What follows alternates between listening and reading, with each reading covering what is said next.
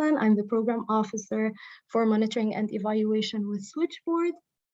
I joined Switchboard in March of 2022, so really not that long ago, but I'm not as new as Sally. So prior to working with Switchboard, I used to work with a local nonprofit in Houston, where I'm actually based, Houston, Texas, supporting and designing programs that worked with immigrant and refugee women and youth. And prior to that, I had a couple of years of experience in the Middle East, in Lebanon, also working on an economic development project. And now here I am with Switchboard, and nice to meet you all. And I look forward to working with you over the next few weeks. Sally, would you like to introduce yourself? Yes, thank you, Farah. Hi, everyone. My name is Sally. I'm the program manager for monitoring and evaluation at Switchboard. Like Farah hinted at, I am quite new. This is actually my third week. Before coming to Switchboard, I was finishing up my master's of public health at Columbia. I was a researcher at the program on forced migration and health there. And then previously, I was a researcher at the D Lab at MIT. And I've worked on issues of forced displacement and the monitoring and evaluation of projects in a few different global contexts, including like Jordan and the US. Yeah, and I'm very excited to work with you all over the next few weeks. Very excited for this course. Thank you, Sally. All right, so before we dive into the program of today or into today's topics, we would just like to start with a brief overview of the course. So really the point is to just kind of summarize some of the things that you might already know about the course, but it's just kind of like to refresh our memories, all of us, and see if you might have any questions about the structure and so on before moving on into the content. So the first thing we're going to talk about is the modules. I think you already know this. So we have 4 modules starting today. The modules are going to be happening every other week over the span of 8 weeks, specifically every other Thursday. It's going to be the same time from 2 p.m. until 4 p.m. Eastern time. And the modules are going to be discussing Introduction to Design, Monitoring, and Evaluation. So we will be talking today about where M&E fits into monitoring and evaluation, where monitoring and evaluation fits into program design. And then over the next few modules, we'll dive into theories of change, log frame, and how you can put those 2 logic models into practice into your work.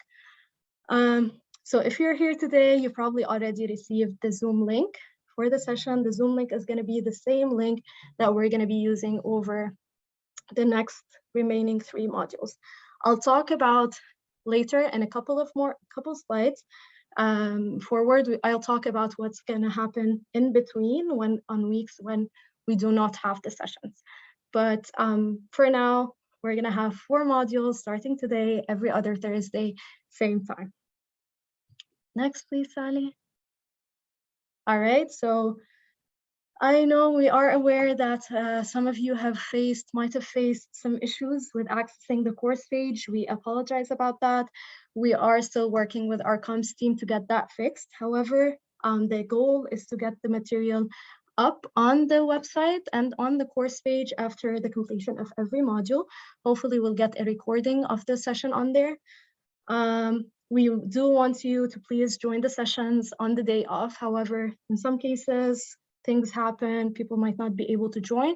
We want them to have the opportunity to be able to watch the recording of the session afterwards. So those will be found on the Switchboard website on the course page. Once we are done with the session today, and once the recording is ready and up on the course page, we will send an email letting you know that it is ready. We'll ask you to try to access the course page again, and we'll see how it goes this time.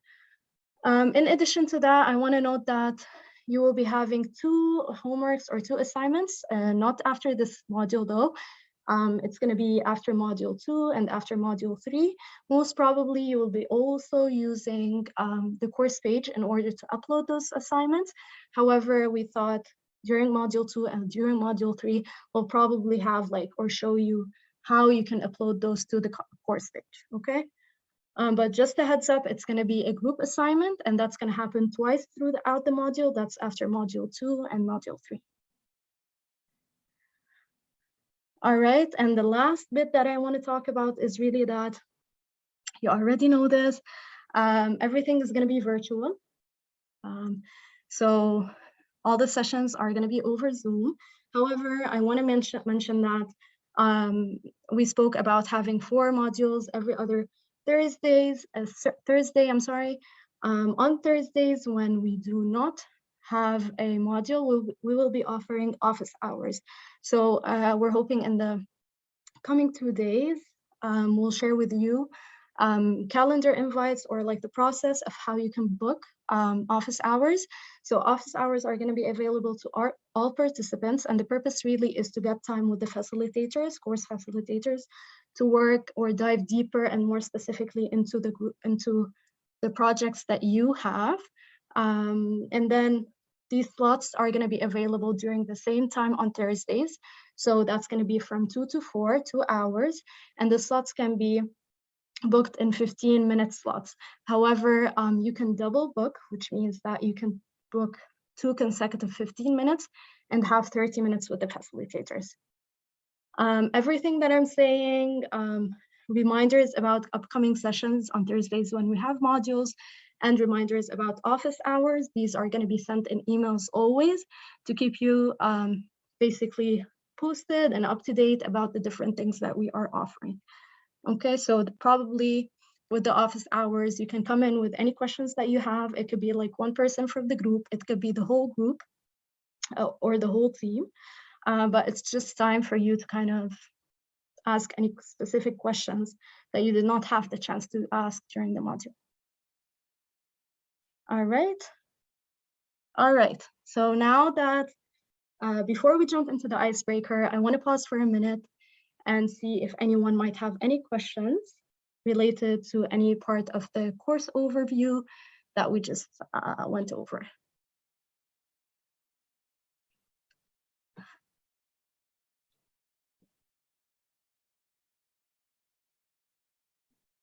All right, I guess no questions.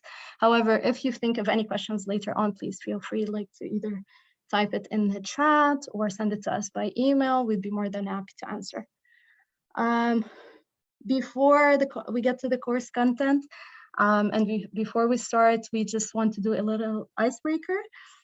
We have about, I think for this course, about 10 organizations and close to 40 participants. I don't think everyone is on today, but however, we think it's a great opportunity for everybody to kind of get to start working together and to know more about the work of each other, your positions, and what do you do, and maybe moving forward during this session and later on, it would be an opportunity to learn from each other. So we'll start by kind of helping everybody get introduced to each other through this icebreaker. We'll divide you into rooms, breakout rooms for 5 minutes that you're going to be assigned randomly.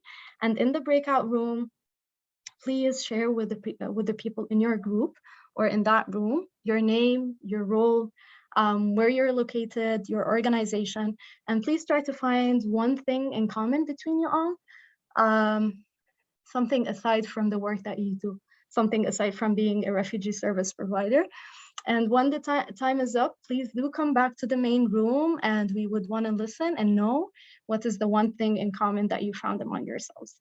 So Sally, whenever you're ready, please go ahead.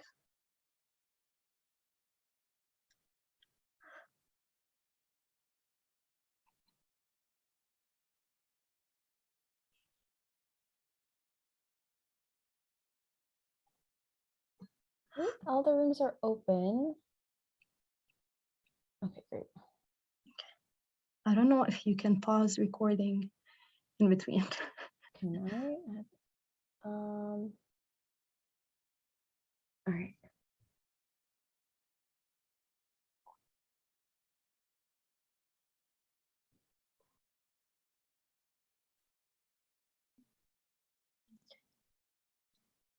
Okay. Yeah, the breakout rooms will close now in 55 seconds. It's the okay. heads up.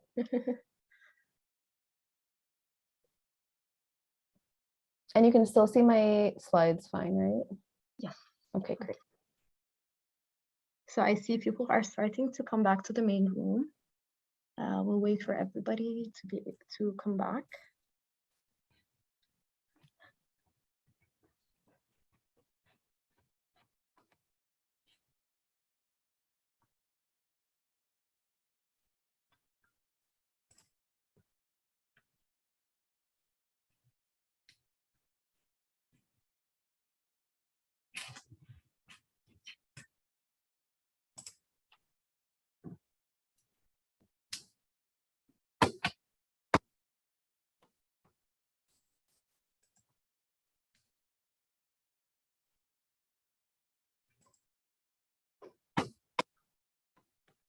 Sally, is everybody back or the breakout rooms done?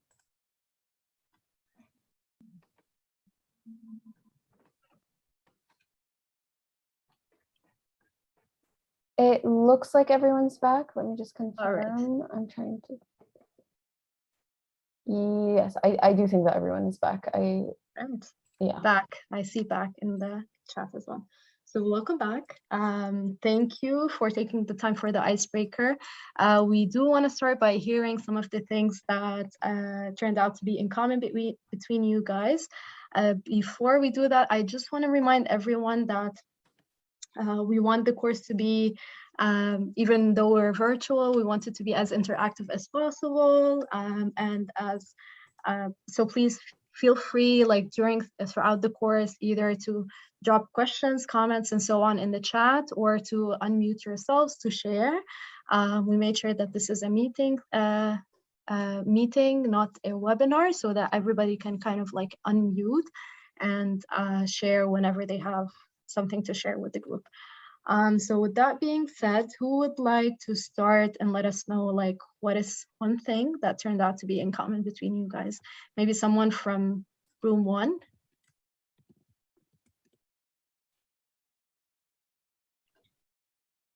I don't know what our room number was, but I can start. Okay. Sure. I can start. We found, I think, a couple of overlapping things. There was 3 of us. We found that 2 of us were remote workers, and then 2 of us are over here on the East Coast, actually very close to each other in Philly and Lancaster. So we had, and of course, we all agree that gas is astronomically expensive. Very, very interesting. We were room number 8. Observations. Room number 8. So how many people on the call are on the East Coast? I don't know if we can get some thumbs up or how many. Let me see. Participants. Oh, I see 5 thumbs up. Interesting. All right. 6. Okay. Any other things that were found in common? Anyone who's from Texas, because I'm not in the East, I'm in Texas. If you want, I can say like what the room numbers were, if that helps. Room 7 was the one that Allison was in. Monica. I see 1 in That's me. I'm the speaker for the group. Oh. Sorry, I was yeah, so we found a couple of things in common. All of us know more than one language. We like traveling, reading, and we all have some type of connection to teaching. Awesome. Interesting. So, and I see also a comment in the chat from group 1. It says, everyone in my group has lived abroad. Also very interesting. It's so nice to see people finding a lot of things in common. So that was for group 1. We were in group 3. And so between seas and mountains, all of us loved mountain. Oh, okay.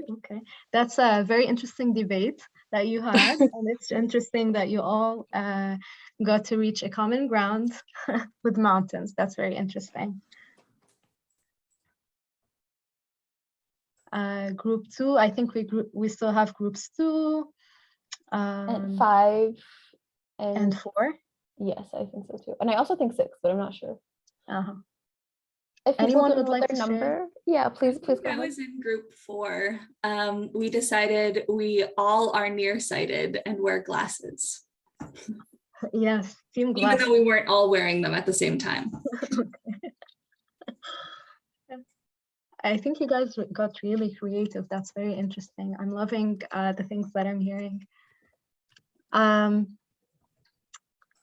If anyone else would like to share, please I do was in, share. I was in the group with Katie.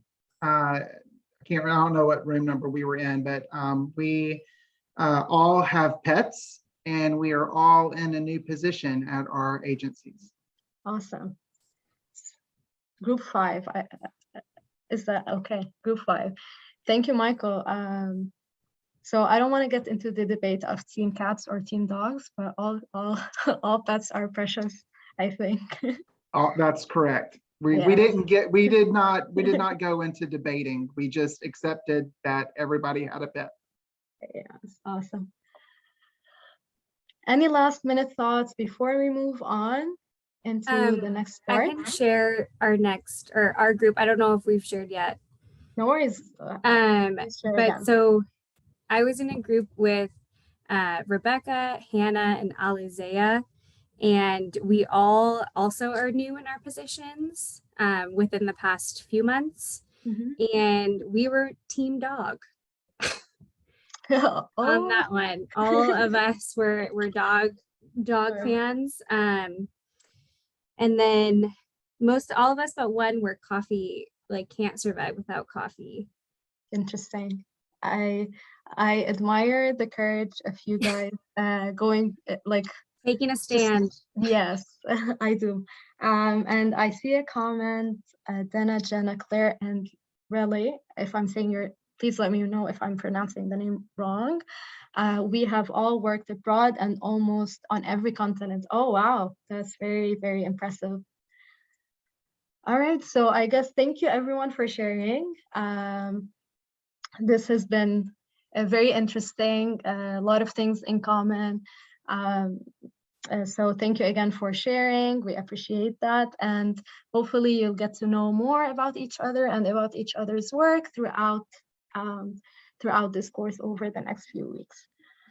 So we'll now start with content.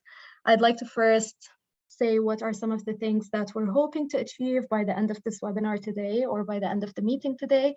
One, we would like to explain why having strong monitoring and evaluation systems in place is important. 2, describe how M&E plays a role in program design. And 3, describe the 2 types of logic models and define the elements of a theory of change. So these are the learning objectives that we are hoping to achieve by the end of the meeting today. So let's start. Now we get to the first general part, which is what is monitoring and evaluation and why does it matter? So we know that really the purpose of this very first section is to kind of define some of the terms like monitoring and evaluation, and then go into why is it important and why do we want to have it right from the program design phase. However, I guess we do know that probably a lot of you already know what monitoring and evaluation is, but I think the purpose is more of to have a common definition that we can use or refer to or think of whenever we're talking about monitoring and evaluation throughout this course. So really, this is the purpose. We are going to ask you again for your opinions, insights, and what do you think about why M&E matters and why do you think monitoring and evaluation is important. So once again, please, if you can share in the chat, why do you think monitoring and evaluation matters and why do you think M&E is important, or feel free to unmute yourselves to let us hear your opinions, I guess.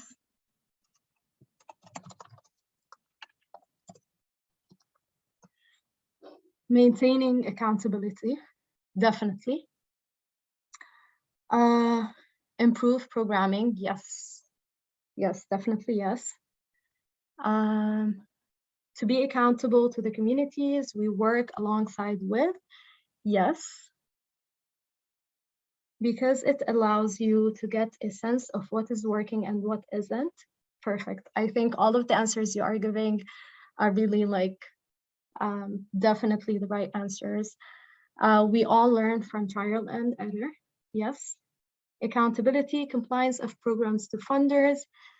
Yes. And in a few minutes, when we touch on monitoring and some of the definitions between monitoring and evaluation, we do want to kind of make that differentiation between monitoring for internal learning and implementation improvement versus monitoring for compliance. So we tend to think of those as two different things.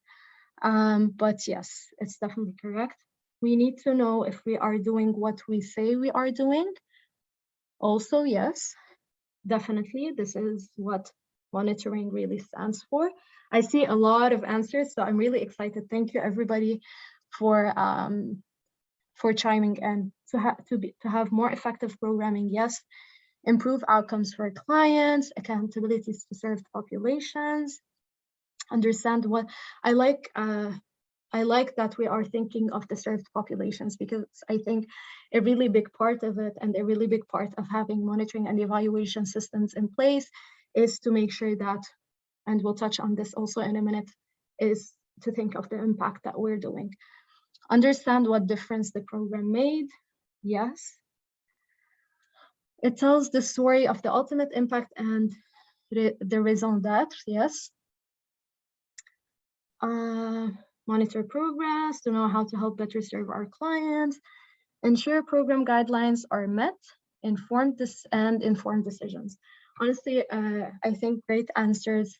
Everything that you've mentioned in the chat definitely falls within why monitoring and evaluation matters and why do we really need monitoring and evaluation systems. And a lot of it falls into some of the discussions, some of the definitions that we will be bringing up.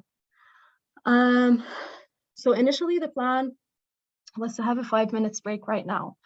I'm wondering if maybe we should cover some of the definitions first, if you guys feel like we can do that. We can kind of cover that part of what is monitoring and evaluation and put in some of the definitions, and maybe then we can take a break. What do you feel? Please thumbs up if that's okay. Yes, okay. All right, seems most of us are on board with that. So instead of going into break right now, let's jump into looking into why monitoring and evaluation matters and monitoring and evaluation in the program cycle. All right, Katie, I see your message, no problem. All right, so I think everything that you guys mentioned in the chat again is definitely part of why monitoring and evaluation is important.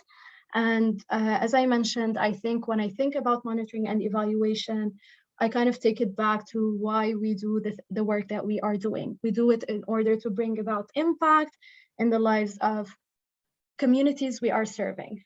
So really the end goal for us is to see a change for the better.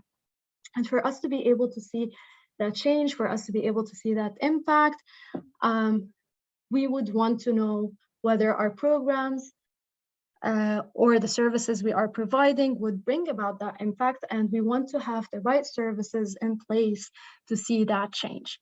So one way, and basically in order to whenever we start thinking about those services and the programs we want to implement, one way is to base them off of research, off of evidence. And this is where the notion of data-driven or data-informed and evidence-based programs comes in.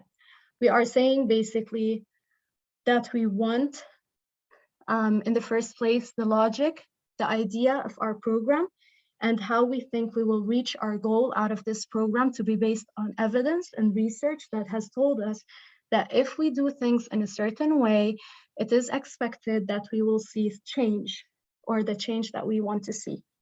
But we are also saying that we want throughout the process of our program to use data to be able to see if we are doing our work correctly, and to be also able to reach a point at the end where we analyze, where we assess, where we are able to answer some questions, where we are able to improve, and maybe in the bigger picture later on, take that knowledge and share it with other organizations within the team and so on, to improve the work further and further that we are doing and bring about more evidence onto what works and what does not. So with that being said, in order to have that, in order to have data-driven programs, we want to have M&E systems in place. We want to have monitoring and evaluation systems that would enable us to collect the information, to manage the information, and to analyze the information and report it and be able to tell a story out of the data that we are collecting. So that means if we are going to break down how M&E is present in the different phases of the program cycle. So if we think of program design, for example, that means we are saying, as I mentioned, we are basing the logic of our work, we are basing the logic of our program on evidence. Based on previous evidence, we know that it should be that if we implement this, then we should in the longer term be able to see a specific goal that we want to see. And then in startup, this is where we start thinking about putting together some of the data management tools that we're going to use. What are some of the elements that would allow us to collect this data throughout the cycle of the program? When we talk about the implementation phase of the program cycle, this is where there's this ongoing and continuous data collection that's happening and perhaps analysis. And this is kind of ties back into monitoring, right?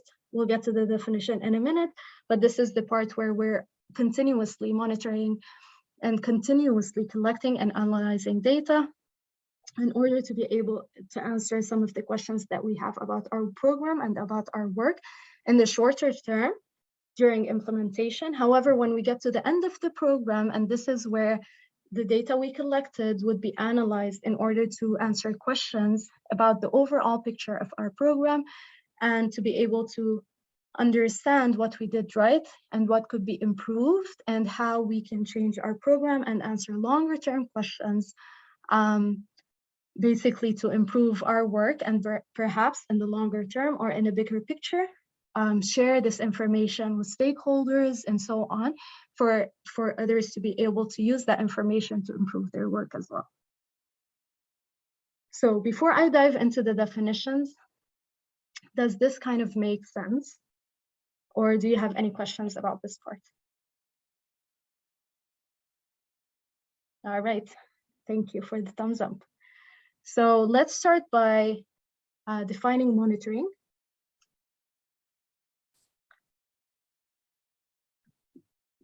All right. So with monitoring, like I said, again, the purpose of putting together those definitions is just for us to kind of have like a common definition that we can think of and go back to throughout this, basically throughout the sessions that we're gonna have. Monitoring is what we, monitoring in specific words, is an ongoing process of collecting, managing, and analyzing information. So monitoring really is that, again, continuous process of collecting data throughout implementation in order to be able to, one, analyze this data and answer specific questions in this case. And the type of questions that we are answering when we do monitoring is basically about project progress and implementation processes. So when we say questions about project progress, what does that mean? That means, for example, answering a question that sounds like, where are we in terms of our targets? Are we close to achieving the target, or are we falling behind on achieving the target, or are we on the right track?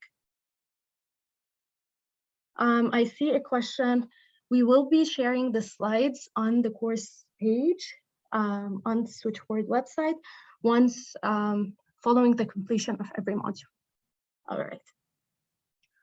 So this is in terms of project progress. Now, when we talk about answering questions about the implementation process, this is questions like, are we implementing the activities that we intended to implement? Why or why not? And the thing is, with monitoring, when we answer those questions, we are able to make short-term modifications to our programs.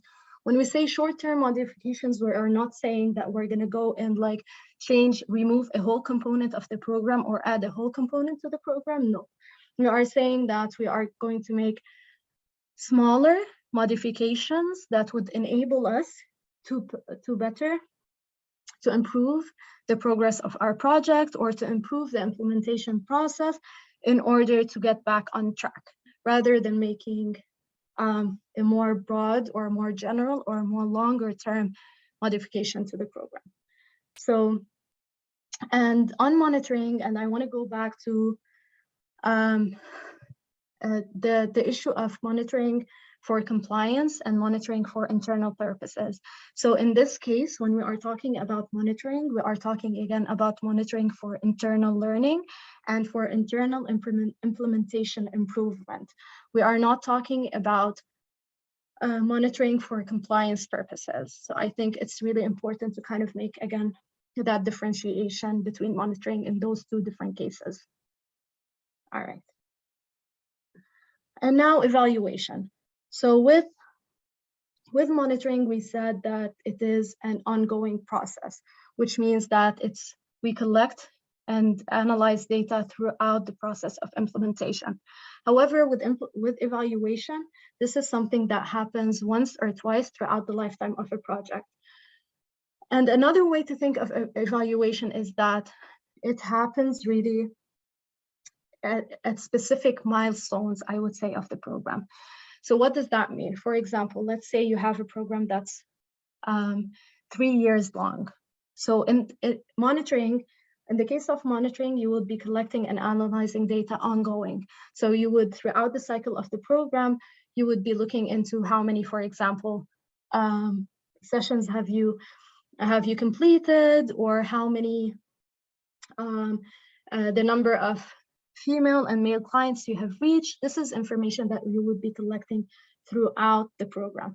However, with evaluation, if it's a 3 years program, for example, you might want to evaluate, for example, by the end of every year, every implementation year, and then you might want to evaluate the whole program by the end of the 3 years cycle of the program.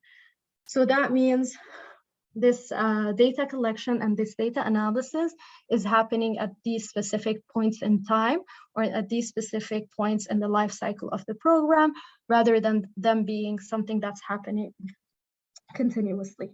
And the kind of questions that you answer through evaluation is also different than the kind of questions that you answer also through monitoring. So basically, when we talk about evaluation, we would be answering questions about the project outcomes and what influenced these outcomes. So basically, it means, did the program achieve what it intended to achieve, and why yes and why not? In other words, we would want to look at the impact of our program.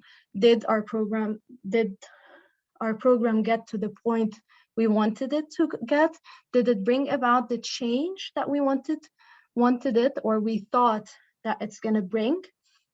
And depending on the answer, if it's a yes or no, this is where perhaps more research comes in, more qualitative, more quantitative methods that would like answer the questions of why yes and why not. So why, for example, did we not see an increase, or why, for example, we did not see of the groups targeted? Why did we not see the expected number of clients, for example, getting a new job and achieving a certain dollar amount per hour? So these are the kind of questions that we look into. And this process would also enable us to think about the logic that we had for our program. So initially, when we put our program together, we start thinking, we said, we base it on data, we base it on evidence, and we have a logic. We think, or we say that if we do this activity, we're going to see this and we're going to see that, and then eventually we're going to reach a certain point. here in evaluation, with what the questions and answers would allow us to look into is, why did this logic of, if I implemented this, I would see this, did not happen the way that I thought it would happen. And then we look into examining that question and eventually make larger changes to our program, or larger improvements to our program, and adjustments that would redirect the program into a path that would allow us to see the changes that we want to see. So any questions about monitoring, evaluation, or any of the parts we just spoke about?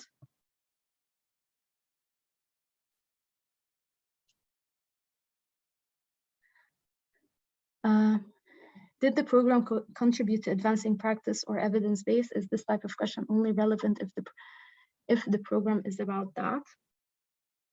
I think this is a really interesting question. And this is what we kind of, in the program cycle and what we talk about evaluation, please correct me if I misunderstood your question.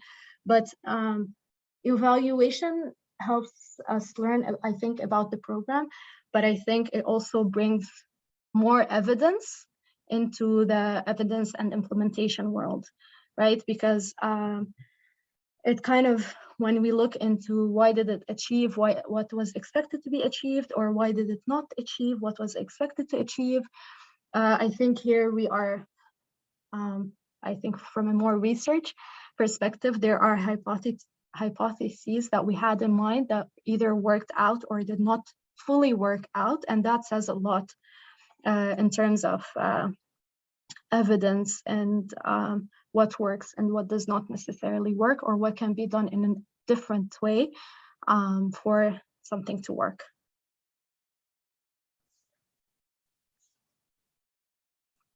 Any other questions?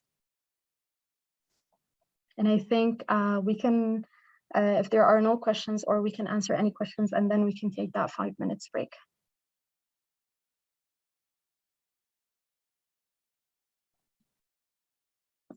All right. So if there's no questions, if you want to, like during the break, if you thought of any questions, please come back and do ask us those.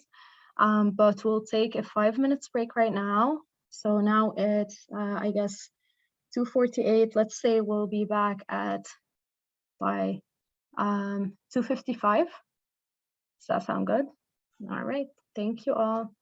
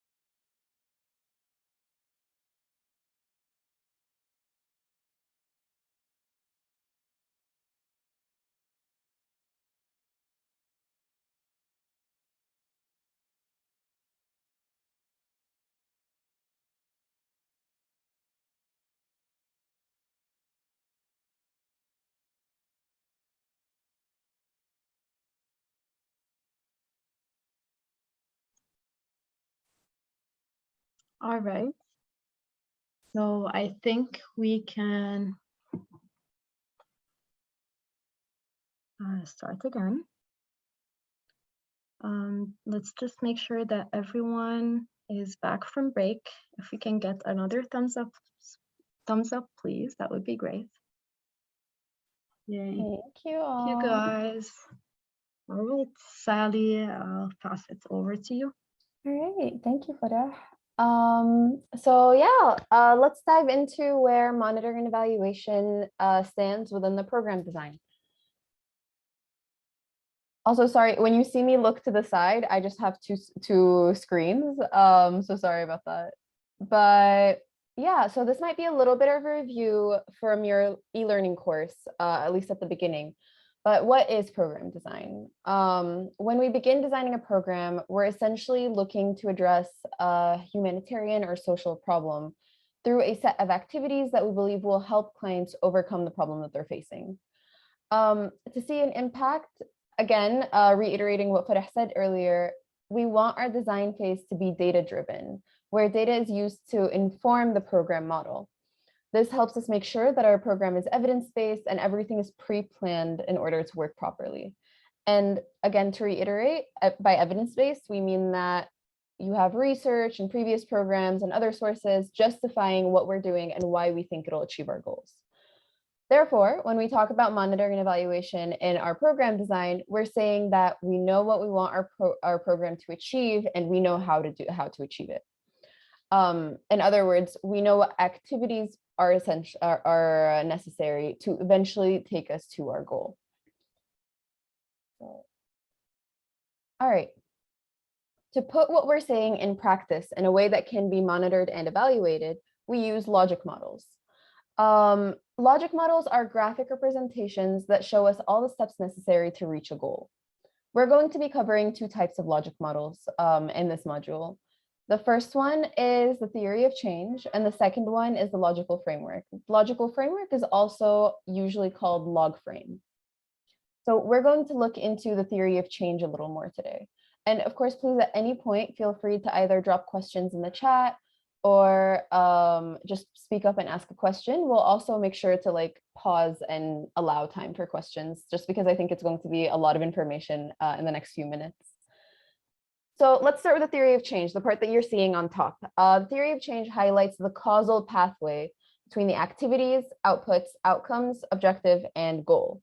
So the causal pathway is illustrated by these orange arrows that you're seeing. So essentially what we're saying is if the activities happen, the outputs will happen, that will cause the outputs to happen. If the outputs happen, the outcomes will happen, and the same for the rest of it. So it's important to note that theories of change don't have to look like this horizontal simple diagram. They can be vertical or circular depending on the program, and they can be a lot more complex, which we'll see later on in our program. Later on in future modules. Different donors might use different terms also, you might not always hear activities, outputs, outcomes, objectives, and goals. But you will usually have these components even if they're named different things.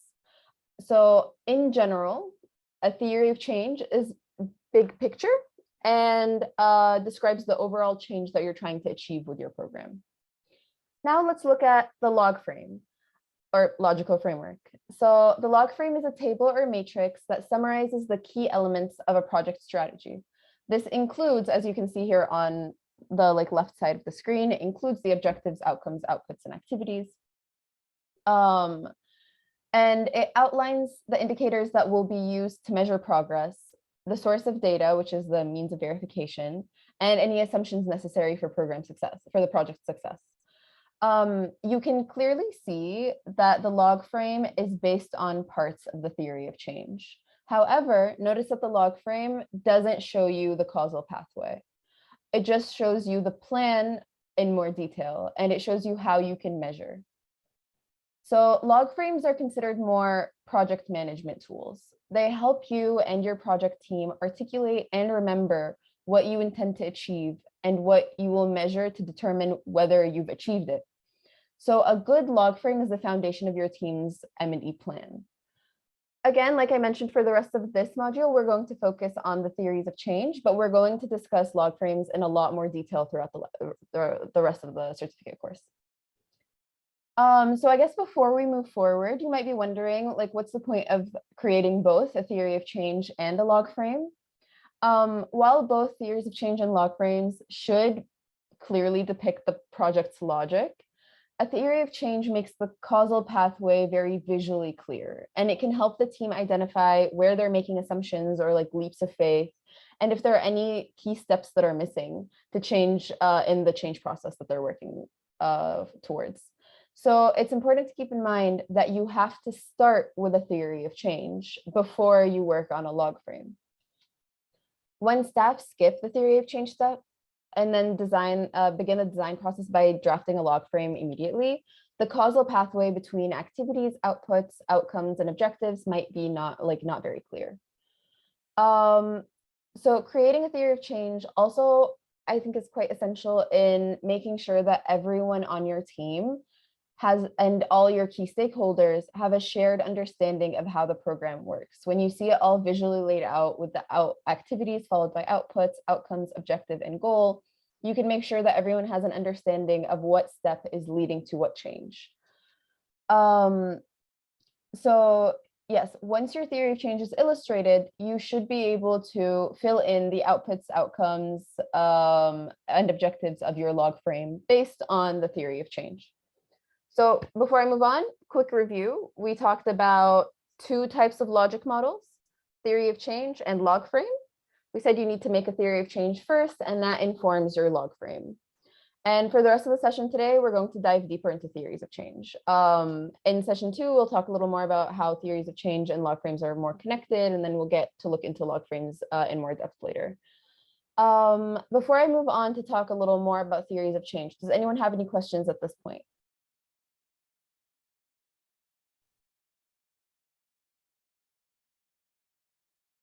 All right, I'm not seeing anything in the chat, but again, feel free to stop me at any point if you have any questions.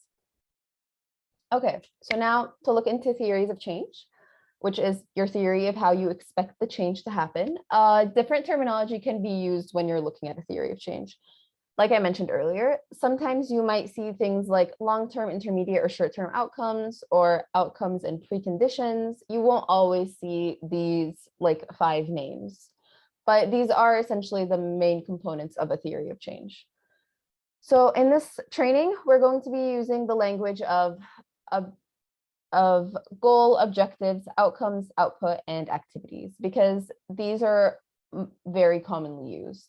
But whatever language you do choose to use, the basic premise is the same. The theory of change has to articulate how the process of change occurs. All right, so let's look into the terms in more detail, and I'm going to be going through them from left to right, but as I will emphasize a little more later, when you work on developing a theory of change, you actually usually start from the end. But for now, let's start at the beginning with the activities. So activities are the tasks that you need to deliver a product or service. An example of an activity is, for example, a training that you need to implement for your program. The activities have to cause the outputs. The outputs are the direct products of the activities.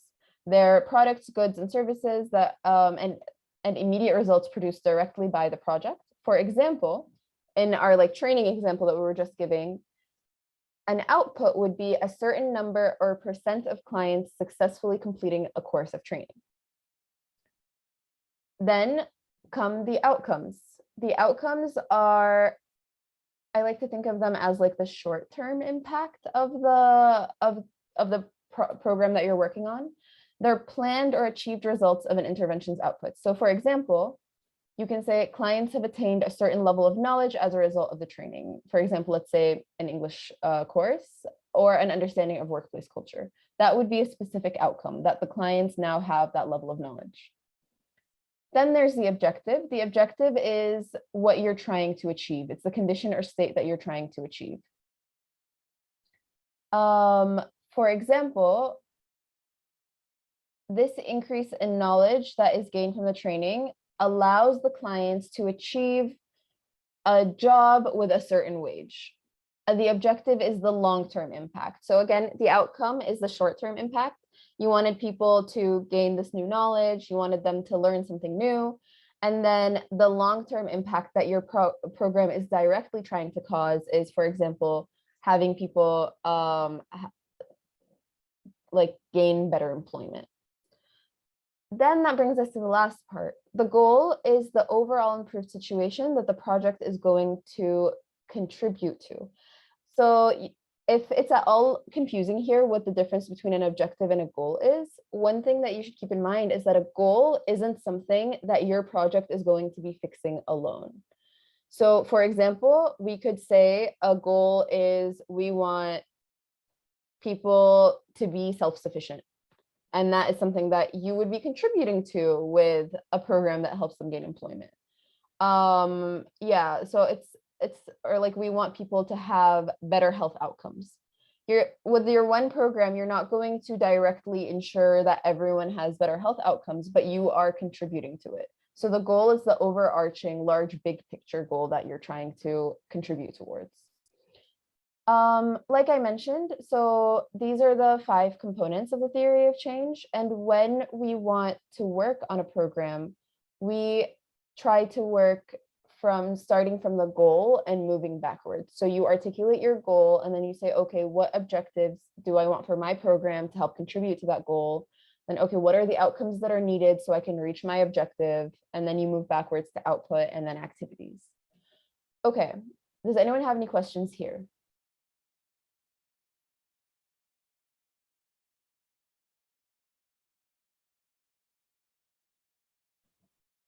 Let me check how we're doing on time. Okay, good. All right, no questions? Okay, so then let's go into a case study. Farah, do you have the link for the case study that we're going to be putting in the chat? I do. I'll put it in the chat right now. Okay, thank you. So we've included a link for the case study because it's going to be, like, if possible on your screen to have it open, because as we move between the slides, we want to use this example to try to practice what developing a theory of change looks like. So you have it on your screen here. I'm going to read through it, and then you also have it in the link that was just sent in the chat. All right, so the case study is for, a refugee job readiness program. So our organization seeks to improve the economic self-sufficiency of employable male and female refugees resettled in the United States. By delivering an evidence-based English as a second language, ESL curriculum, followed by targeted training sessions on job readiness, the program aims to enable employable male and female refugee clients to obtain stable employment, earning at least $15 per hour with health benefits. Annually, across 2 project sites, it aims to serve 250 clients through ESL training, for whom at least 175 will complete job readiness training. Of those who complete the job readiness training, it's expected that 70%, so 123 people, will obtain employment that meets the above criteria. When you're done, so I want everyone to please look through this, and when you're done, could you please raise your hand when you feel like you fully internalized? Thank you. Some hands are already up. Just in case you haven't used the raising the hand feature before, looks like a lot of you have used it many times. You click on participants or reactions, and then there's an option to raise hand, and this is how you can raise your hand. And we'll give people 1 or 2 more minutes just to think about, I guess, looking at this case study. Think about what parts of it would fit into what parts of a theory of change, because that's the activity that we're going to be doing.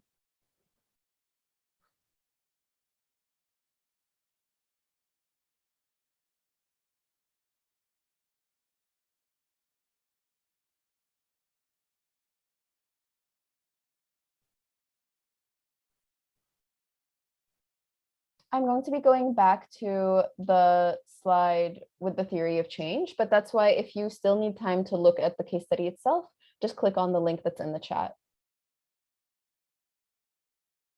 So here are the definitions of the parts, and try to match what you are reading in the case study to the different parts of the theory of change.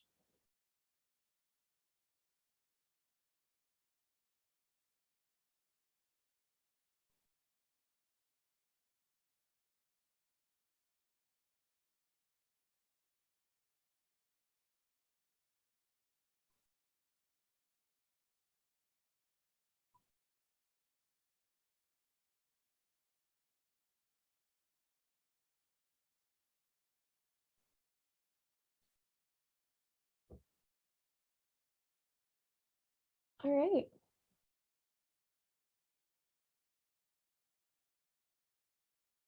Okay. Do people feel like they had enough time to think about it? Can we start discussing now? Can I get like, I don't know, I guess like a thumbs up? I see 17 people have raised their hands. Okay, great. Yeah. Wonderful. Okay, so I guess let's start.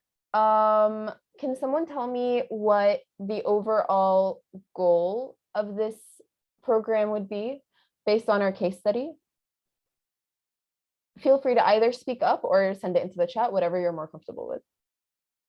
And of course, there could be different answers for this one. It's not like there's like one perfect answer. I can say Yeah, the go for it. goal. Yes, The goal is, to improve the economic and self-sufficiency of employable male and female refugees resettled in the United States. Perfect. So yes, I think male and female refugee self-sufficiency is the goal, because remember, the goal is something that your program isn't going to be getting on its own. So I saw some people put into the chat, I guess more specific things. The more specific ones could be used for objectives. Your goal is your program, through its job readiness program, is going to help people become self-sufficient, help male and female refugees in the US become self-sufficient. So perfect. I guess now that we know that that's our goal, what is the objective of our program? And thank you so much for everyone participating in the chat. Yeah, so the improving self-sufficiency is the goal, definitely. The objective, I guess one thing to keep in mind here is objectives are meant to be, we're going to go into this in a lot more detail later on, but they're supposed to be SMART. So like in caps, SMART. And that is, I think, specific, measurable, attainable, relevant, and time-bound. So this is, for example, where you would mention the $15 per hour minimum. So yes, thank you. Male and female clients achieving $15 per hour with benefits. That is perfect. Yes. So an objective would be employable male and female refugees obtain full-time jobs earning $15 an hour plus within 6 months of the program enrollment. Because remember, we said it should also be time bound. So how long do you want to see this objective by? So now that we have our objective, what are some outcomes?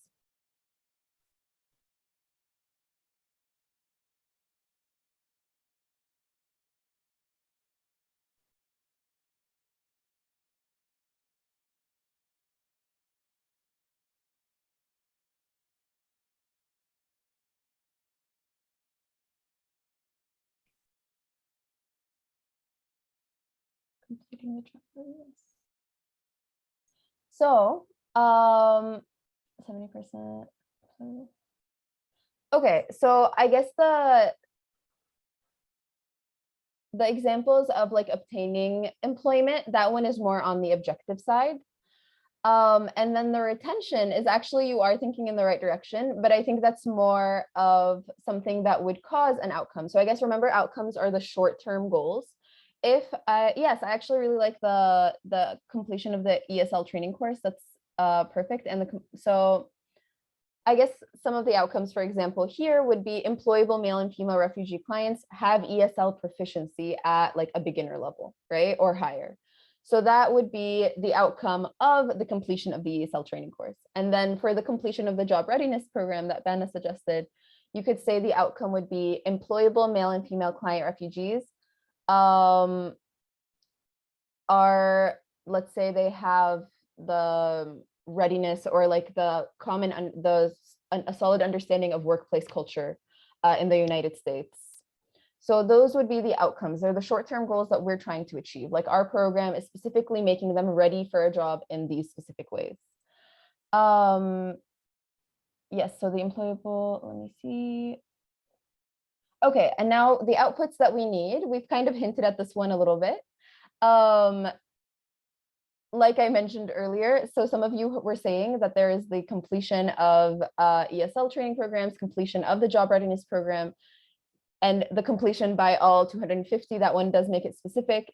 You should be looking at, they have completed the course that we set in place. So for example, employable male and female clients successfully complete 12 sessions of the basic ESL course, or employable male and female clients successfully complete the job readiness training. This would be an output, because that's not our goal, right? Like we want them to complete the program, but what we're trying to achieve, the impact is the outcome, which is now they have an ESL understanding.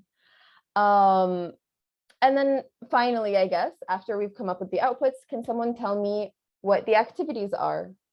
What is it that you are leading to, that's leading to them finishing the ESL course and the job readiness training? Remember, it's the task that you need.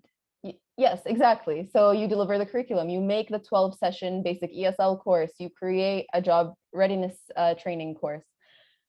Thank you all so much. So one thing that I wanted to point out, let me just go to that slide. So one thing that I wanted to point out here is that it's very important when you're working on the theory of change, when you're designing your program overall, that notice that your objectives and essentially most other steps are gender sensitive. You don't just want to say refugees, period. You want to mention male and female refugees, because that is something that is relevant to your program, and that's something that will help you be more aware as you are working on the program, I guess, how you are meeting those objectives. Like, are you actually seeing male and female refugees obtaining full-time jobs? It helps to highlight the gender sensitivity of your program, so you can be sure that you are delivering to the entire target population that you're trying to reach. All right. Does anyone have any questions about this? Thank you all so much for your participation.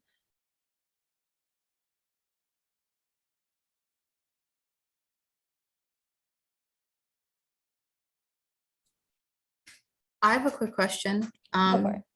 Other than gender, is there anything else that would be good to consider or include in a theory of change? That's a really good question. I can, add something. It depends on population you are serving. If it is racial or immigrant, or depends on population, and you want to be as inclusive as possible. And in that case, you can say, okay, so this many SID cases, or asylum seekers, or Black or Hispanic. I think it might not depend on on your program. Thank you. Yeah, so I guess the rule is generally that you want your objectives to be SMART, like we mentioned. And so the S in SMART is specific. And I guess you define specific based on, like Sarmaya said, it depends on the population that you're working with. And I guess you do have to do some background research to identify like what vulnerabilities you need to be aware of. That would be useful to include in your definitions, I guess. Let me see. Could you have outcomes that are both short-term and longer term? So Farah, please feel free to add in here, but my understanding is that you could have multiple layers. What I've seen other theories of change, like we said, they can be more complex. You can have multiple levels of these, like you could even have multiple levels of activities. So it's just the long-term like objectives that you're trying to reach are your objectives, but you can have different levels of outcomes before the objectives. Farah, is there anything you would like to add to that? No, I was just wondering if they might have like a specific example in mind of what would that look like. Yeah, I've seen sometimes in project design where maybe you'll have an immediate outcome be like change in knowledge, and then maybe change in skill, and then a change in behavior. So you have those three levels of outcomes in some projects, I think. But the Yeah. behavior change would be maybe the longer, would take the longer, and the knowledge change would be first. Yes, yes, I think so too. I think so too.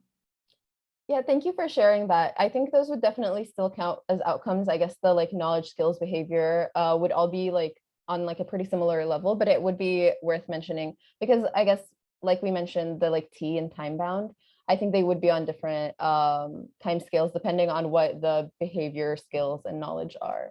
But yeah, thank you for sharing that example. Sure. In the theory of change, would you document the time frame? I think it is most importantly illustrated in the objective, but is there somewhere else in the theory of change that you think it should also be mentioned, Farah? Really, I was just making sure I'm not on mute. So I think it comes down to where you see it might fit. Where I don't think you need to have it like in every part of the theory of change, like not necessarily in activities, outputs, outcomes, and so on.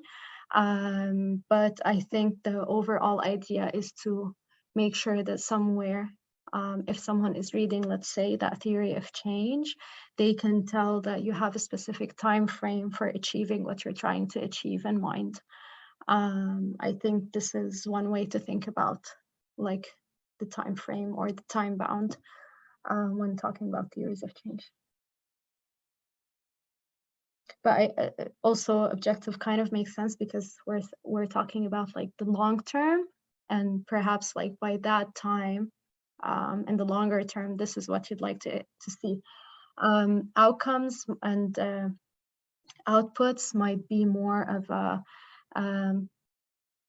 I would say like time within outputs and outcomes would be something that maybe you would want to monitor on an internal level while applying to in the implementation process, in order to make sure that you are like at the right pace of your program that you'd like to be in order to reach whatever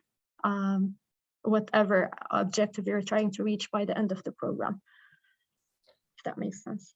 Yeah, the only thing I would want to add to that is, I guess one thing to keep in mind is that when you create your objectives, those are also useful even outside of the context of seeing it visually in the theory of change. Like very often when you're developing your program plan, people might just ask like, what are the objectives of your plan, of your program? And so that's why having, I guess, all parts of the like SMART in your objective is very useful because it is kind of like a quick summary of like, this is what we're trying to do. And please feel free to follow up if we didn't fully answer your question or if you have any like follow-up questions. All right. I guess next we're going to do an activity, this time with breakout rooms. We're going to get a chance to practice and like think about this process more deeply by developing a theory of change and what it would look like within your own work. So organizations are going to be paired with organizations that are doing similar work and placed into breakout rooms to describe their projects by listing activities, outputs, outcomes, and objectives and goal. If you have already submitted a theory of change, share whether there's anything that you would want to change in your theory of change based on today's module. And if you submitted a log frame, reflect on what you would include in your theory of change, listing activities, outputs, outcomes, objectives, and goals. So when we put you in your groups, like you can see on the slide, briefly describe your organization's project to the other group and keep it simple. You're going to share more in future steps. Let me see, and then go through, if you've already developed COC, reflect on it like we just mentioned, And then if you don't already have a TOC, take the first small step by starting to describe those steps of the TOC. And then switch to the other organization in the group and have that discussion about what they're doing. And then compare and discuss the examples and the different approaches that the two groups have taken. You're going to have 20 minutes to discuss, and you're going to use the Google slide to collaborate and share your work. So to know where you're supposed to be working, click on the Google slide link, the link in the chat. It's a bit.ly link. When you click on it, I just want to confirm if any of these groups are not here yet, not here anymore, because I know some people had to leave early. Otherwise, just go to the slide that is based on your room number. Can we confirm, are Catholic Charities New Orleans here? If someone could speak up or message in the... Yeah, some of us are here. Okay, great. And the Lutheran Social Services of the Southwest, are you here? Okay. Here. And then Lutheran Services Iowa. Yep, we're here. Great. Nationality Service Center. Yeah, we're here. Great. Catholic Charities of Northeast Kansas. Here. Thank you. Hyas. We are here. Great. Embark. We're here. Lutheran Community Services Northwest. We're here. Church World Service. Here. Oh, okay, great. Journeys End Refugee Services.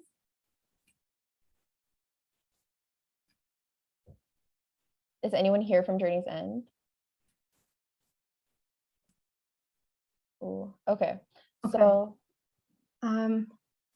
So we'll change those to 4 rooms, I'm thinking, and Church Okay. World Services, we're so sorry, but we're gonna have to reassign you. I would say maybe to group number 4, if that's okay. So whenever the rooms open, you will see room number 1, room number 2, room number 3, and 4. Please, based on this slide, just join the room that you're assigned to.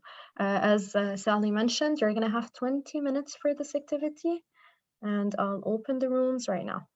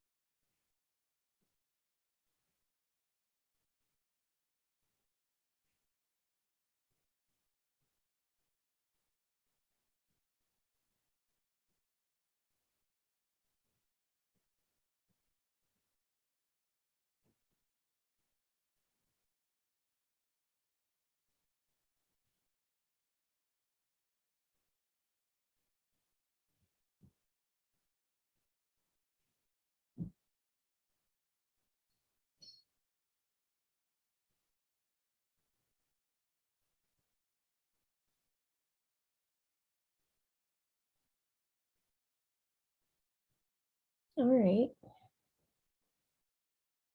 Do people come back in 3 seconds, or is there still the 1 minute?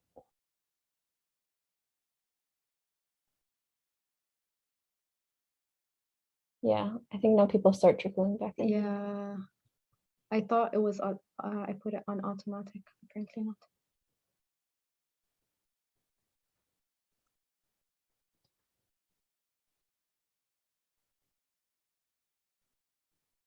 All right, welcome back. We're just waiting for everyone else to just come back from the breakout rooms.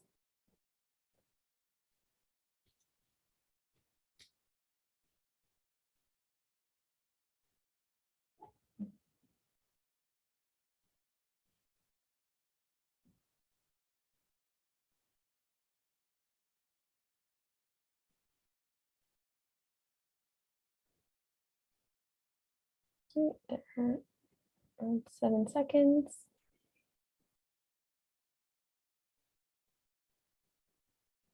Okay. Welcome back, everyone.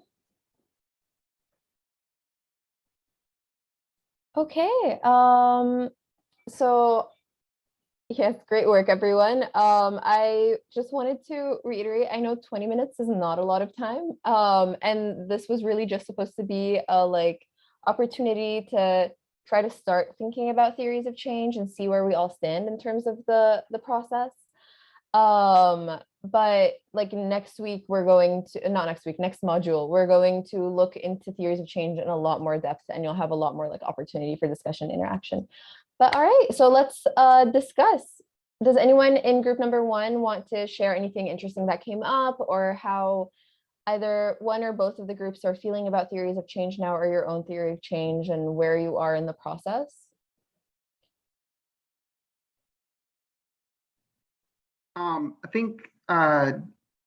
I think that one of the things that we're going to need to do is go back and review again just the pieces of the theory of change.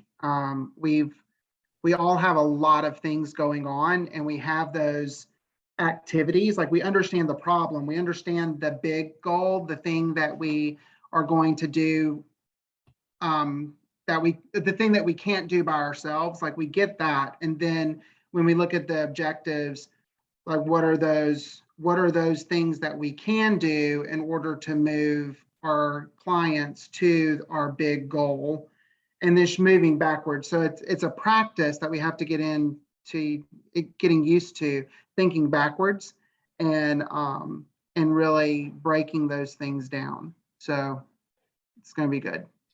Thank you so much for sharing, Michael. Yeah, it really does take some getting used to. And it's like you said, I guess the point of the theory of change is that everyone is on the same page about those like steps that you have to go to get to the big goal that everyone does have a shared understanding of. Does anyone else from room number 1 want to share anything?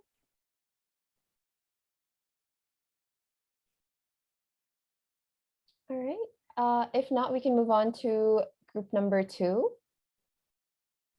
I have a quick question. I'm Yeah, sorry go for it, to interrupt, Michael. but the Google Doc that y'all asked us to put our stuff in, will that remain available to us to work on? Yes. Okay, so that we're going to keep that same document throughout the whole. Yes. Okay, We'll, thank you. We'll make a note to make sure that it stays there. Okay, thank you. Yeah. Thank Make a note. Okay. Yeah. Does anyone from room number 2, so Lutheran Services Iowa or Nationality Services Center, do you want to share anything about where you're at with the theory of change, or anything interesting that came up from your discussion between the 2 groups? I think we had a kind of similar experience as Michael was saying, is just trying to input things into the right categories and kind of like figuring that out. It's like just making the pieces fit. Yeah, thank you for sharing, Monica. Yeah, I think that's the benefit of seeing it visually. It is trying to figure out how the pieces fit and where. Thank you for sharing. Anyone else from group 2 before we move on to group 3?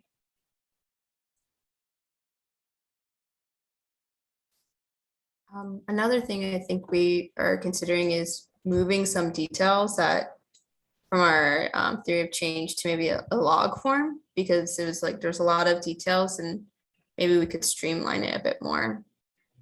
Oh, very interesting. That's perfect. And that's definitely a great thing to keep in mind as we move forward with solidifying the theory of change and then building the log frame. So thank you for sharing, Vanna. All right. Group 3, Catholic Charities of Northeast Kansas and Hias. Do you want to share anything interesting that came up, or how are you feeling about the theory of change?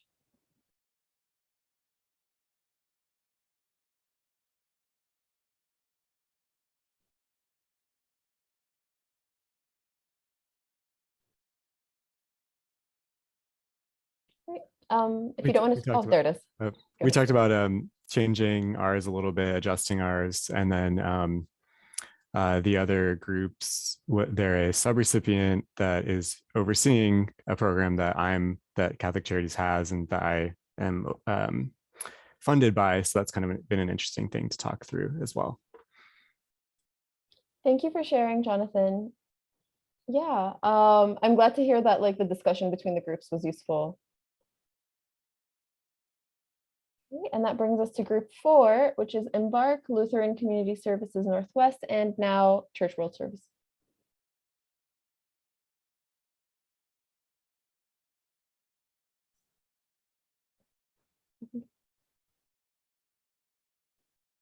Yeah, I think that's one that people tend to forget. Oh, sorry. So in the chat, Ashley pointed out that many of the members were looking to address the T in SMART. I think it's very easy to not notice that the objectives need to be time bound if you don't have like, you know, the like SMART like acronym right there to remind you. And it is really quite essential because if you're doing, for example, a job training program, is your objective that people within the next 10 years have a job, or is it within the next 6 months? And I think those two would be very different programs. Thank you for highlighting that, Ashley. Does anyone else want to share anything from group 4 before we wrap up? I know we also discussed adding more specifics in regards to demographics, making sure that we have gender sensitivity within each step. Thank you. Yeah. And thank you for emphasizing that again, the importance of keeping in mind the gender sensitivity of your program from the start, from designing the TOC and moving forward. Graphics. All right. Thank you all for sharing. We really appreciate your engagement with the activity. We hope this was useful, and I'm going to pass it on to Farah now to wrap up. Thank you, Sally. I just want to first say, like, I'm really glad to hear some of the things that you guys shared. Really, the purpose is, again, as Sally mentioned, is to start helping you think and reflect about the theories of change that you have for your programs before we get the chance to dive deeper and deeper into those in 2 weeks in the next module, and perhaps during the office hours. So it's great to see that you are starting to consider some of the things that we mentioned today, and I also saw like some really nice collaboration happening among some of the groups that we put together. So that's all really awesome. So to wrap up, what we'd hoped we would achieve by the end of the 2 hours today was to explain how having a strong M&E system in place, why is it important to have a strong M&E system in place, describe how M&E plays a role in program design and where do the 2 logic models fall into that place, and start by defining and differentiating between those 2 logic models, which are the theory of change and the logical framework, or the log frame, and start by defining the elements of the theory of change. Again, before diving deeper and focusing specifically on theories of change in module 2. Later on in module 3, we will also take the 2 hours fully to focus on log frames. So I see we have 3 more minutes. I just want to make sure before we end it for today, are there like any last minute questions? I do want to remind you that as soon as the recording is ready and as soon as it's set on the course webpage, we'll share with you via email that it's ready. And hopefully this time access would be easy. If not, please do reach out to us so we can work on it. And then office hours, we'll be sending an email soon in the coming days, let you know the details of how you can schedule an office hour. So office hours, again, are going to be on Thursdays when we do not have a module. All right, so any last questions before we end it for today? Well, thank you for joining. We really enjoyed getting to know all of you here, and we look forward to the coming weeks. Thank you all. Thank you so much, everyone. Thank you. Thank you. شكرا. Okay. عفواً والله.